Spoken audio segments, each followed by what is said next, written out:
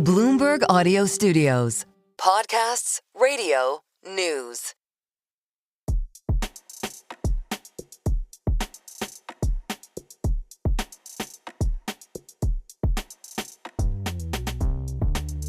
Welcome to the Merryn Talks Money Market Wrap, where we talk about the biggest moves in markets this week and what's driving them. I'm John Stepek, senior reporter and author of the Money Distilled newsletter. Merryn is still off on holiday. I don't know where she gets all these days from. So, as always, we've invited Marcus Ashworth, Bloomberg Opinion columnist, markets guru, very good friend of the show. Always pleasure, Marcus. Nice to have you here again. Well, my pleasure. Always a pleasure. There's been quite a lot of stuff for August, thinking about it, because usually this is like, the kind of the dead zone, the kind of opinion columnists in particular. I know what you mean. Dread. Yeah, it's been more interesting than normal because the markets aren't moving necessarily, but there's a lot of other stuff going on. Yes. Obviously, tariffs, a bit of politics, and a few other sort of stuff, which is, I think, making it more of a, and not quite so many silly stuff. It's a bit of silly stuff. It's usually daft things in August, isn't it? Whereas today, not today, this week, it's been the Swiss in the firing line. Yeah, a very funny cartoon in one of the Swiss press basically saying, we come to the conclusion that your American F-35s aren't expensive enough, i.e. we know we're going to have to pay up and look big. The famous story of that was always in Japan when somehow one of the trading houses which got the contract to supply the Japanese Air Force or Naval Air Force managed to, at the end of their work calculator, it was 35 times the list price that Lockheed put on this F-16 or whatever it was. So yeah, there is history of overcharging, should we say, for supply contracts and all the rest of them things. So I wonder how the Swiss are going to get around this one. But yeah, they're going mob-handed to see Trump and shower him with gifts. So just as the EU are saying that, actually, in fact, maybe we won't quite deliver on the 600 billion of whatever other things we've been throwing, or 750 of the energy. I lose track which one's which I think the comments coming back from the States are, how about 15 turns into 35%? Well, that's it, because the Swiss have got, what, is it 35? Was it 39? 39. 39, yeah. Isn't it? So, random number. Why has he picked on the Swiss in this way, for want of a better word? Because, the charitable and non-charitable version. The non-charitable version, he doesn't realise that all the shenanigans are going on in gold, which require a lot of gold to be melted down, shipped across the States and put into sizes which the COMEX future delivery will accept, because there's a squeeze on the contract there. It's got nothing to do with the Swiss per se. It's just the way that, shifting of gold across from the States to the States from Switzerland and various other places. Well, Britain gets that as well, doesn't it? Indeed. But that's the uncharitable version. The charitable version is that he's just looked at this and gone, look, a very, very rich country. You've got Roche, Novartis, Nestle making lots and lots of money out of the American consumer. Why aren't you making Nespresso capsules and indeed all the pharmaceuticals in the US? And that's the big push which is behind this, is that he's also threatening on pharmaceuticals, which will affect the Swiss doubly. So not just 39% on everything, but also the fact that it could be up to 150 and even 250% pharmaceutical tariffs, which of course both the Irish and Swiss economies are going to find extremely painful, and the German, to be fair, as well. So there are and French, but and the UK. Anyway, so the point is, this one's coming down the pipe. It's been long coming, what he's going to do on pharmaceuticals, but the Swiss have got 39 steps, to try and make more offers of the stuff they will buy, which will clearly be maybe some energy, but certainly I would think defence spending. It's kind of tricky for a famously neutral country.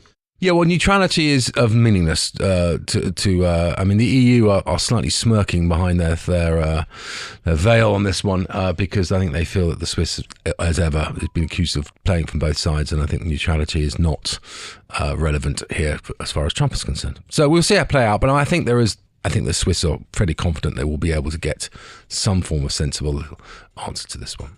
So let's jump a little bit to the pharma side of things, because I think it's interesting to talk about what Trump is actually trying to achieve with tariffs. Because I guess there's two elements to this. There's what he wants to achieve, and then there's what it actually achieves. And the economists tend to focus on, actually it means it's a tax on the US consumer, blah, blah, blah. Well, they don't know, and they've been proven that the actual synopsis is not playing out, and they don't know when they'll play out.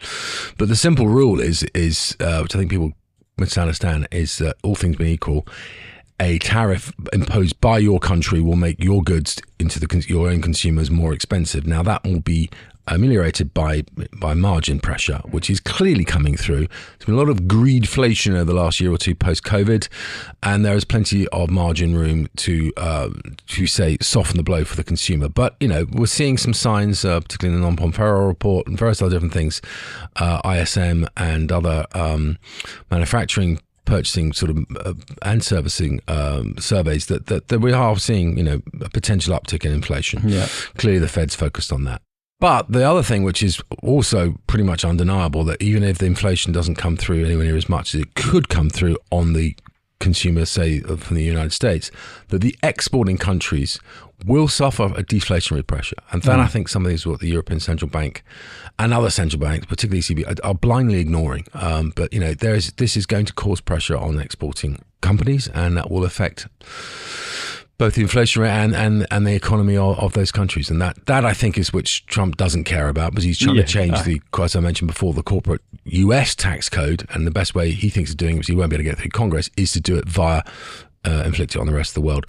Along with a long-held view that ever since the 2001 introduction of China back into the World Trade Organization, that this has been exploited not just by China, but by peripheral countries, Vietnam, Indonesia, etc., but equally by the European Union and the Swiss. So, there you go. Because I suppose there's the difference here between sticking a tariff of, say, 15% or whatever on blanket goods from the EU.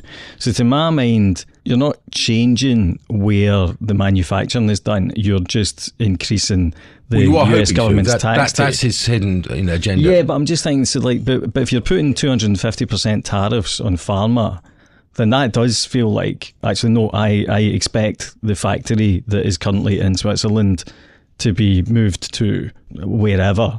Little Switzerland, Pennsylvania. Yeah, exactly. Yeah. Or, that feels like, I suppose it's that thing where, like, on the one hand, it's okay, we're still going to buy your stuff, because even though I've just put the price up, it's still cheaper and less hassle than actually manufacturing it in the US. Whereas if you're putting a 250% tariff on something, that feels like that's a very explicit instruction.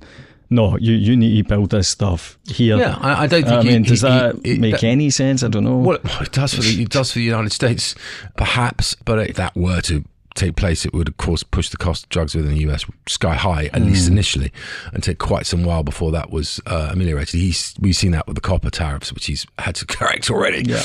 So, but the whole point is it's chop change chaos for a reason. Ultimately, the tariff revenues, which he's clearly starting to see some uptick in, are going to be redispersed, in theory, to lower the taxes on up to 100,000, 150,000, whatever it may be, earning regular Americans, which, of course, along with lots of lovely new manufacturing jobs, which probably won't show up, but let's just imagine they are, means that you don't vote Democrat, in the red, the sort of blue collar areas, which, the states which they always fight over, for your Michigan, your Wisconsin, and your Pennsylvanias, etc. That'll swing it, presumably JD Vance's way or whatever it is in the next elections. And so on that note, I guess, since we're talking about deficits and tax hikes and all the rest of it, because obviously the deficit, where you're going here, John. Yeah, the deficit is something that the US is worried about, but it's something that we're rather more we have nothing to worry about here. It's nothing all at all. Perfectly fine. Nothing at all. So there's this new report come out from one of the better known think tanks, the NIESR, this morning, as we're recording this on Wednesday, and it's said that basically Rachel Reeves is going to have to find $51 billion because the black hole has somehow grown from 22 billion to 41 billion. And if she wants to keep 10 billion fiscal headroom, which is still a tiny, tiny shard, she's going to have to do something. So, the National Institute for Economic and Social Research used to be viewed as... I was thinking, what does it stand for again? It used to be perceived as sort of one of the left-leaning, and sometimes quite left-leaning. However, in recent years, it seems to be not that way-leaning at all. I would politely say these numbers are clickbait for the summer silly season, which I said wasn't too bad this year. But I think this one is just big numberitis. It's getting lots of free publicity. Our economists, for what it's worth, view a 20 billion hole, plus the 10 around there, and that's sort of their worst case scenario. So I would say 50 is, look, the scenario isn't great at the moment, but she's hidebound by these ridiculous fiscal rules. The Office for Budget Responsibility is doing a job it wasn't really ever meant to do, and it's been given an importance and a credence which I don't think are relevant really in a modern society. It's hair shirt stuff. It's ridiculous. However, it's her problem. She's made it worse. Yeah. She's now completely beholden to them. And I think she does have some wiggle room in the context of, obviously, we talked before, fiscal drag, winding out those income tax sort of frozen at 50,000, where the tax kicks in forevermore, and definitely on pensions. I think, cutting the percentage relief and the allowances annually and things like that. There are ways and means of doing things which will fulfill some of those black holes, but she's going to have to raise tax elsewhere as well. I don't think personally she's going to go at capital gains tax for two reasons. One, it would be stupid. Two, she said that she won't do any more. She should have sorted that already. So that would be, really going back. Well, very recent changes. You can't cut it that much. I mean, you certainly can't cut the allowance much further because it's down to 3k now. Well, forget the allowance. I don't think she'll touch it. I was talking about more the sort of the rates, 24% and 18% for low tax band. But look, all things are possible. I'm sure, but I think people are getting a little bit silly on this, and I think there are ways and means of doing other stuff. But look, she will come after the individual taxpayer for sure this time round, as opposed to having gone after the employer last time round, principally. So a lot of the stuff that we wrote, last year, rinse, repeat, dust it down, and sort of change the date, and out it comes again. But you don't think, out of interest, so this trilemma that they talk about, which is where she feels she can't break her fiscal rules.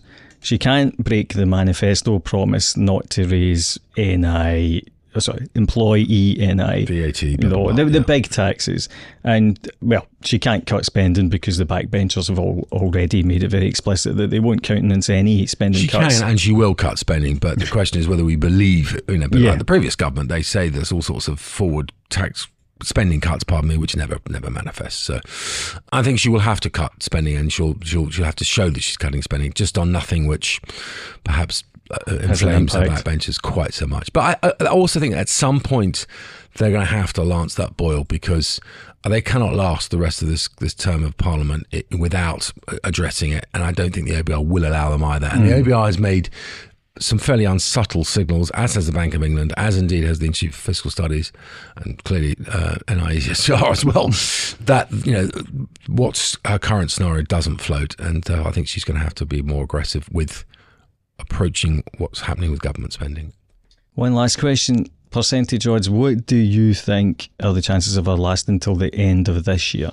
Fairly high, higher than 50%. Yeah, definitely. Yeah. I think she's got more wiggle room than perhaps people are prepared to think that she has.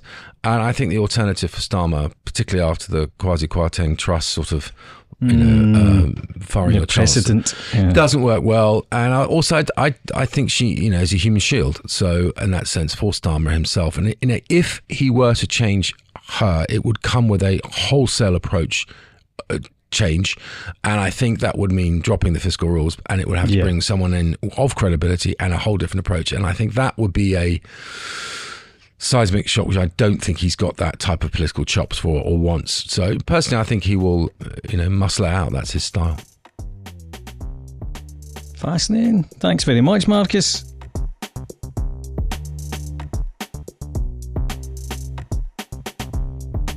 That's all for this show, so thanks for listening to this week's Merryn Talks Money debrief. If you like the show, rate, review and subscribe wherever you get your podcasts. This episode was produced by Moses Andam and Summer Sadi. Special thanks to Marcus Ashworth. Questions and comments on the show and all our shows are always welcome. The show email is merrynmoney@bloomberg.net. And also, yes, do leave a 5-star review if you liked it. It enables us to get more incredible, expensive guests like Marcus on.